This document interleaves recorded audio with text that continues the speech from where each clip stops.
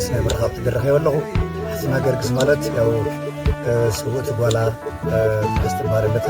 ስለዚ ትራሓስ ሓፍትና ድማ እዛ ትሪእዋ ዘለኹ ህፃን ሶልያና ልፋትና ክቡር መስዋእቲ ከፊላ ኣላ እሞ ስለዚ ብመሰረት ጌርና እዚ ቪድዮ እዚ ኣብ ዝሓለፈ ክሰርሐና ዝተሓዘቡ ድማኒ ኣብ ሃገረ ስዊድን ትነብር ሓፍትና 2000 ዕባራ ትበሃል 10,000 ከምኡውን ኣብ ሃገረ እስራኤል ዝነብሩ ተወለድቲ ራብዓ ኣርባዕተ ዝኾኑ ሽም ማርያም ማሕበር ዝኣከብዎ ቅርሺ ንሕና እውን ንፅጉም ሕብረተሰብና ክንበፅሕ ኣለና ኢሎም ናብኡ 5,000 ቅርሺ ከምኡውን እዚ ስራሕቲ ክሰርሕ ዝረአየኒ እስኪ መመልእን ዝኾነ ነገር ክኾነካ ኢሉ እውን ናይ ኢትዮጵያ ልባን ጨንፈር ኣማራና ሰራሕተኛ ዝኾነ ብዕሽ ሓድሽ እውን 1,000 ስለዚ ኣጠቓላሊ 16,000 ቅርሺ ዝሽመፁ ዘለኹሞ 5,000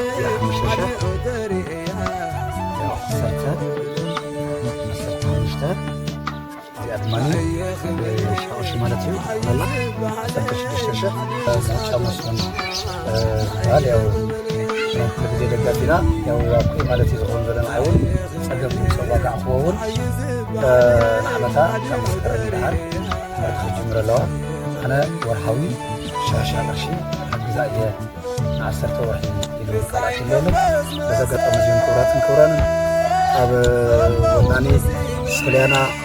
መዋዕለ ህፃናት ዝኾኑ መምህር ሙሉ ከምኡውን መምህር መልካሙ ዘራሪብናዮም ካብ ንዓመታ መስከረም ጀሚራ ያው ህፃን ሶልያና ኣብዚ ኣብ ጥቃ ገዝኣ ወይ ጥቃ ከባቢኣ ካብ ዘሎ መዋዕለ ህፃናት ነፃ ክትመሃር ከምዝኾነ እውን በዘጋጠመ እዚ ፅቡቅ ኣደረኺብና ኣለና እሞ ሰላም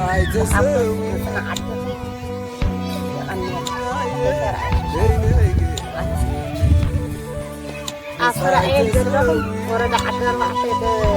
القرامة يغني اللي يصدقهم نعم أنا كان هرجي دحين قبضوكم يتاو قرعة خمسة بعد يغني اللي يحاول أدمن جيران يخترق صالحنا